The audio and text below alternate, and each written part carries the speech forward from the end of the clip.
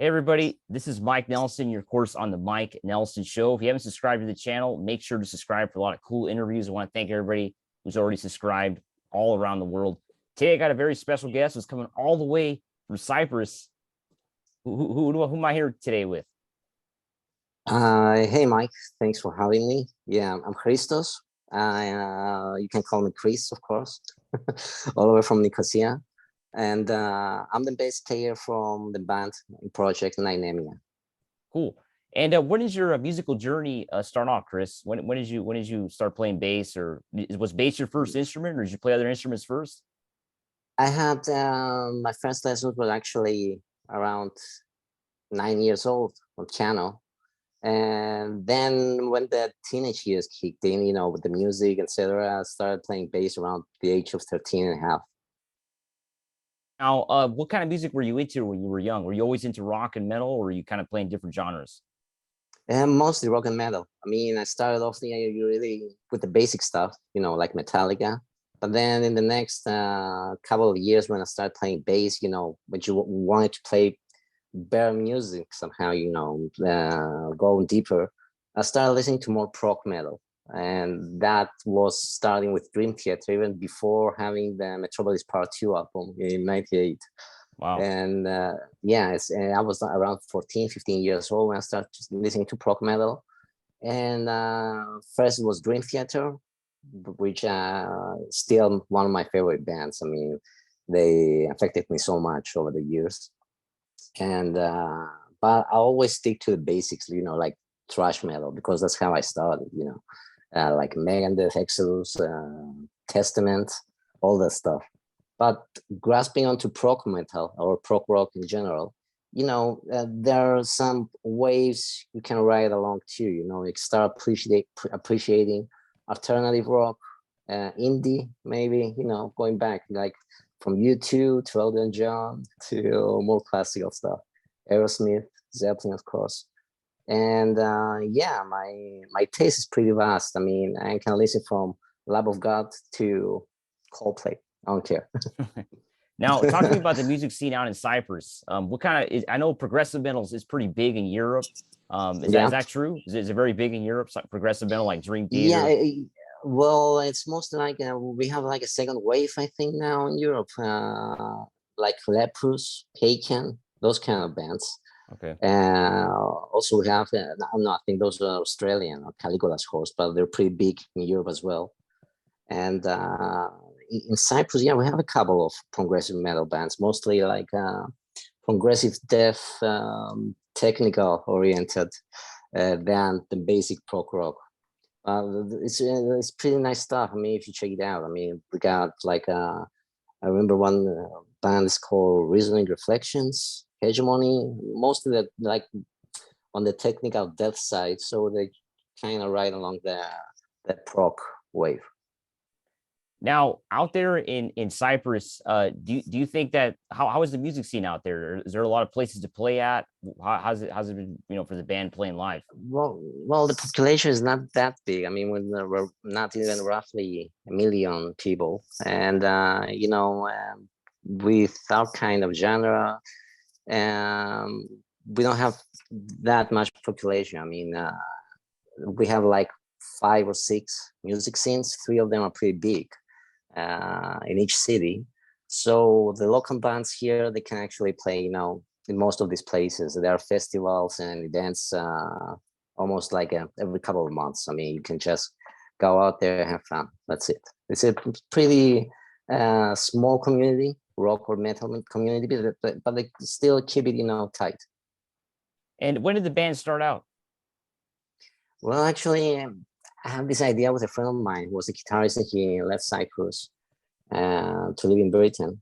And around 2012, 2013, when I was all over the place with metal and rock projects. I mean, I was playing all over the place. Seriously, I was like in 6 or 7 different projects. And after he left, I still kept doing that. And around 16, 17, I thought that maybe I should start off, putting the structure of the project, because I already had the ideas on the base. So around late 2019, I recorded the bass. I mean, the songs that you will listen, the original form was just bass, but because I have the 6-string bass, I can easily, cross over to the guitar kingdom without being a guitarist, of course. I mean, just understanding more melodies and chords, I could easily show all that stuff to the guitarists who would take the torch afterwards. And after I recorded the bass, we put digital drums, just to have, more decent demo version of the songs, even though it was just bass. And I recorded some of the songs were like, I had the melodies recorded on top, on the high strings. Anyway, and then we added the guitars. So that's where around when the pandemic started. But even though I was trying to find locally players, or from Greece, not just Cyprus, well, things with the pandemic was that, everyone was working from home. So it was kind of like a normal thing, started becoming normal. So I always wanted to find a player with whom I was going to jam with, and share ideas. But since this thing started, I mean, I had like an existential crisis, like, when is this going to end? So I should probably, sit my ass down and work by myself. And over the internet, I found an ad of a guitarist called Arthur Hierhatze. Back then, he used to live in Belarus. And after trying a couple of guitarists, of course, and then he was the one. And we also made it on a personal level. I mean, that's one of the key points, I think, having chemistry on a personal level. And after he tried one of the songs, when I showed him a few ideas, etc., he gracefully picked up the second song. I didn't ask him at first to be the basic guitarist. And then when we talk it through, I mean, he listened to the other demos of the bass. Yeah, he was gracefully, he accepted the gig, and then we hit it off. And that was it. Then the whole thing with the drummer just came by luck. So talk to me about that luck. How did you get Dick Verbuin for Megadeth to play on these songs? It's going to be on of course, the new album is going to be coming out hopefully later this year. Talk to me how he got on the band. Well, I found him through the internet, of course, and because he's a really, really nice guy, I found him from a website, and he responded like a few days later, and it was pretty unaccepted what he thought of the songs. I mean, I had them on SoundCloud on a private mode, so I could see that someone listened to them. I mean, he obviously was telling the truth, and he wasn't just nice. And then after a while, when we hit it off, I mean, we talked about it, and he offered to play the drums. I mean, to record it. And since he was home as well because of the pandemic, etc., I mean, it was a great deal. And I still today, I can't believe it. I mean, I'm overwhelmed. I mean, Megadeth is, it's around there my favorite bands, like Dream Theater. Were you reaching out to different drummers during that time to kind of for your recordings, or actually, for a year about. I mean, I had a local drummer here, but I mean, things didn't work out. So when it came to time when Dirk Van came along, then I couldn't, deny that. I mean, I mean, one of the best you can get, right? I mean, I still can't believe it, because just before I was 10 years, I started listening to music when I was really young. One of the first bands I grew up with was Megadeth. Yeah. Okay. And if you went back 20 years ago, 25 years ago, I told 15-year-old Christos, that someday in a couple of decades, you have to do like a project with a drummer who's going to be one of your favorite bands that you grew up with. I wouldn't believe it, seriously. So maybe someday you'll get to meet Dick, right, in person? Yeah, we talked a couple of times in video, but I mean, hopefully we will. We will, hopefully. He's a really great guy. I mean, he's like I don't know if you ever, if you know him personally, but I No, I mean, don't. No, he's I only the met guy. David Ellison from Megadeth because I interviewed him for my show a few months Yeah, I've ago. seen that. I've seen Yeah, that. so Yeah, I that's the watched only that. Megadeth member I've met. Well, Dirk is like a saint. Okay. Seriously. Yeah, it's a good person to interview then for the show. Tell me again, sorry. I say good person to interview for the show. Yeah, Yeah. All right, so for let's sure. continue with the band here. What you guys have, of course, released 7 songs already. This is going to be on the new album, right? So when is that album Yes. going to be coming out? Hopefully. Well, hopefully before summer. I mean, the next few months, I mean, I'm going to announce it. We have 7 songs. I know it's too much for singles, but there are too many, I mean. But still, I mean, if you're an unknown band, a known project that no one has an idea about you or existence, I thought it would be a nice way to introduce the material, you know, having one song coming out every couple of weeks, every couple of months, maybe. The first song came out around May 13th, and the next song was like a month later, etc. So without having a label or someone to promote it, you know, like a company backing you up, I thought also having a visual, you know, because every song on YouTube, not just on Spotify, it has a video clip, maybe a lyric video clip, maybe some footages. But I mean, it was just a nice way to pass it on to the public, and that actually worked out well. I mean, it hasn't been even 1 year of existence of the project when the first single came out on May 13th. And until now, we have like 6,000, maybe more monthly listeners on Spotify. I mean, we got kind of like a fan base, a few thousands here and there around the world that they just stumble upon the project, and they keep following. I mean, I can check when they text me on Instagram and on the band's profile page. And I'm really overwhelmed about that. I wasn't expecting it, to be frank. I mean, it was my goal, of course, but still, it's unbelievable. So are you kind of surprised then, like you mentioned, with the reception the songs are getting around the world, probably?